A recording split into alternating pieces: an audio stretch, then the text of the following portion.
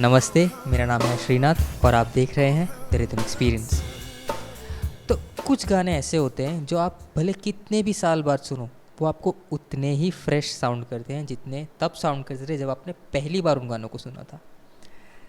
और ऐसे गानों की अगर एक लिस्ट बनाए तो शायद उसके टॉप पे कहीं आएगा आज का गाना, ओ हमदम सुनियो रे, फ्रॉम द मूवी साथिया।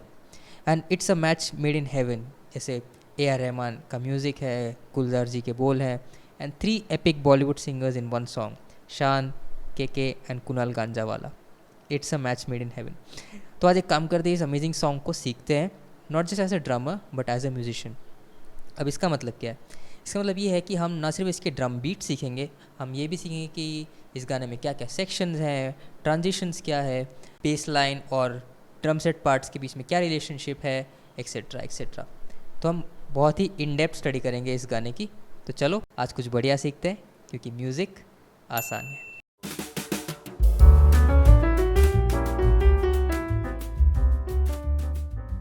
तो सबसे पहले स्टडी करते हैं इस गाने की ड्रम बीट को। अब ड्रम बीट्स फिगर आउट करने का ना मेरा एक यूनिक मेथड है जो मैं आपके साथ शेयर करना चाहता हूँ। I call it the frequency distribution method. सुनने में कॉम्प्लेक्स लगता है बट असल में बहुत आसान है। किसी भी इंस्ट्रूमेंट की फ्रीक्वेंसीज को हम 3 भागों में डिवाइड करते हैं, हाइज, मिड्स, लोज।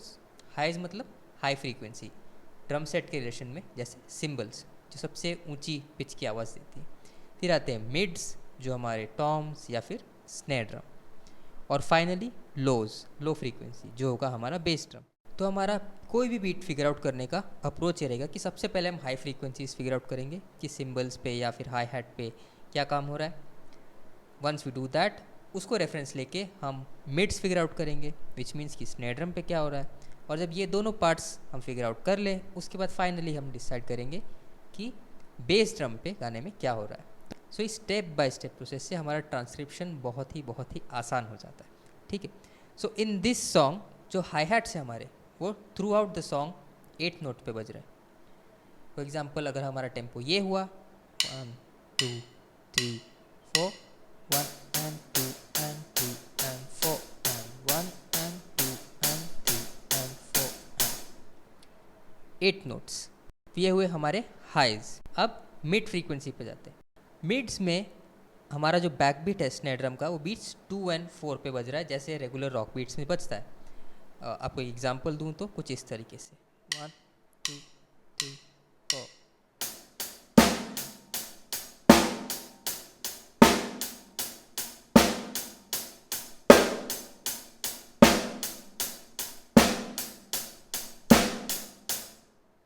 ठीक है, सिंपल जो आप नॉर्मल रॉक बीट प्ले करते हो, exactly the same thing is happening in the highs and the mids. अब मज़ा कहाँ आ रहा है पता है?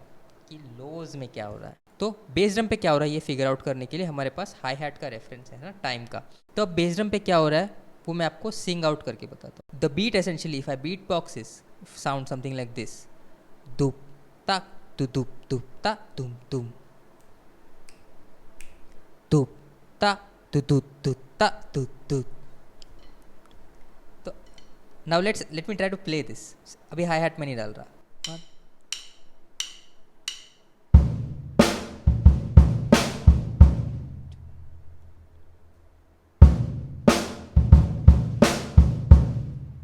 अब फिगर आउट करते हैं बेस ड्रम्स का प्लेसमेंट का। तो पहला बेस ड्रम तो बीट 1 पे बज रहा है, तो next base drum is on the of 2।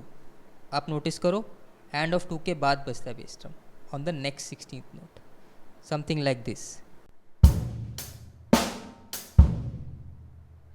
Once more.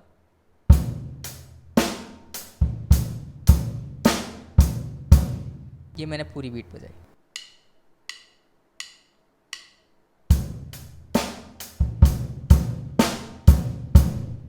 Essentially ये एक 2 बार ड्रम पैटर्न है।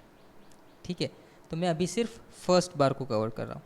तो फर्स्ट बार में हमारे पास बेस ड्रम है on beat 1, on off 2, 3 and of 4. You can refer this beat in the chart for better clarity. ठीक है, मैं एक बार बजाता हूँ, आप सिर्फ सुनो। 2 and 3 and 4 and 2 3 4।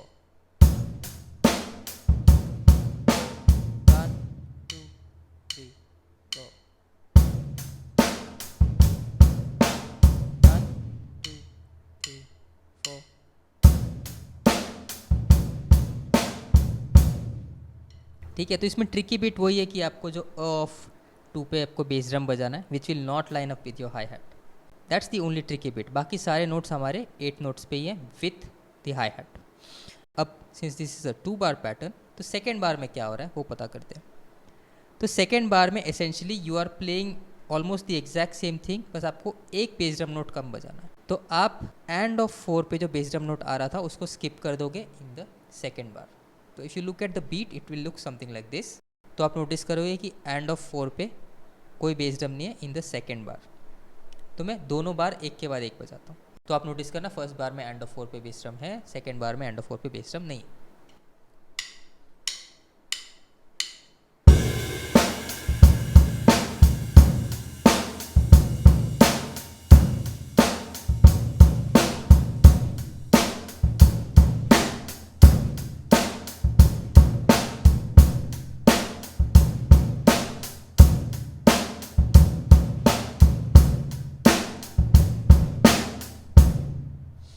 थोड़ा स्लो बजाओ। ठीक है। 1 and 2 and 3 and 4 and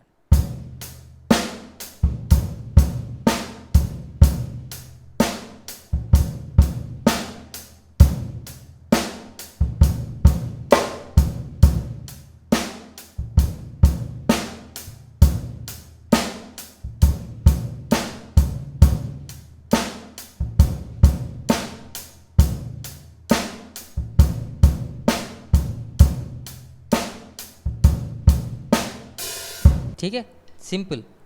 2 and 4 पे back beat throughout. Back beat का मतलब नहीं पता? मैंने back beat, up beat, down beat, 4 on the floor, इन सब टर्म्स पे एक अभी वीडियो बनाया है, बहुत मज़ेदार है, आप उसको भी चेकआउट करना। I leave the link in the description below and in the I button above. अब बीट तो फिगर आउट हो गया, ठीक है।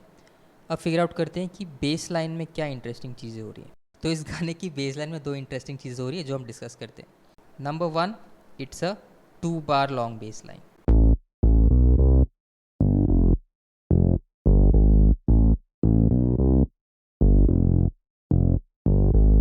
And since it's a 2 bar long base line, उसी कारण से हम हमारा ड्रम ग्रूव भी 2 बार्स लॉन्ग बजाते हैं, जबकि फर्स्ट और सेकंड बार में हमारा इतना डिफरेंस नहीं है, but still it's a 2 bar long drum beat. Number 2, believe it और नॉट, इस गाने में साइमल्टेनियसली 2 बेस लाइन्स चल रही है। एक बेस लाइन बज रहा है सिंथ पे, दूसरा base line is on a slap base, जो रेगुलर 4 स्ट्रिंग बेस पे, बस यूजिंग द स्लैप टेक्निक।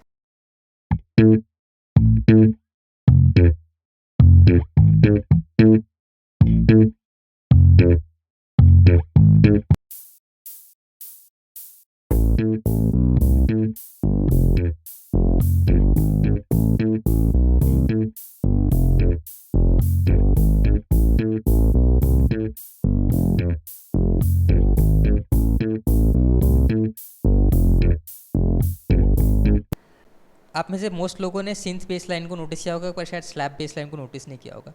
तो स्लैप बेस एसेंशियली बज रहा है on beats and of 1, and of 3, in 2 beats पर, in both the bars, in the first bar of the groove as well and the second bar of the groove as well.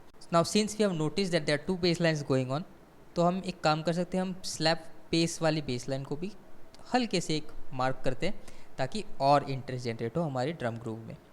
तो जैसे and of 1, and of 3, दो जगह पर वो slab base बज रहा है, तो मैं end of 1 in the second bar वहाँ पे हाई हैट पे एक छोटा सा एक्सेंट्स बजाऊंगा जो स्लैप के साथ एकदम एग्जैक्टली लाइन अप करेगा, जिसके कारण it will feel as if I am complementing that slap bass line, something like this.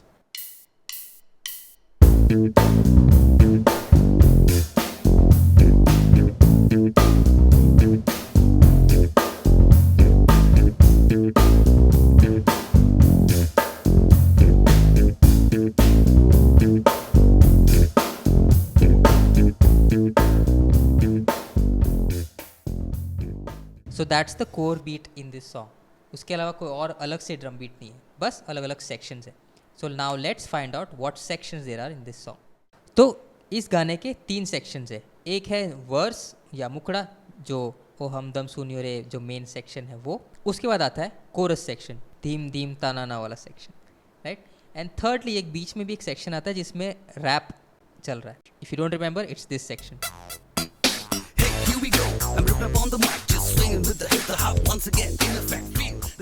ठीक है, तो 3 सेक्शन है, but bear in mind fundamentally groove बिल्कुल चेंज नहीं हो रही है, बस आप ऑर्केस्ट्रेशन थोड़ा चेंज कर सकते हो। ऑर्केस्ट्रेशन का मतलब ये कि ये where you choose to play the beat.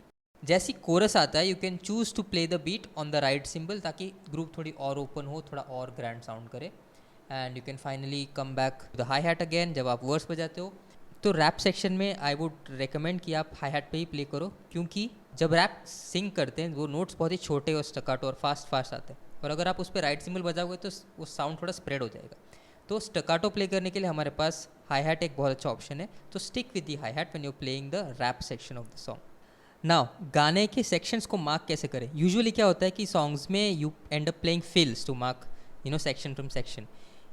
इस गाने में पर्टिकुलरली आप फिल्स की जगह it's mostly a bar of silence, और आप एज अ पिकअप नोट आप सिंगल स्नेयर हिट बजाते हो। For example check out this section.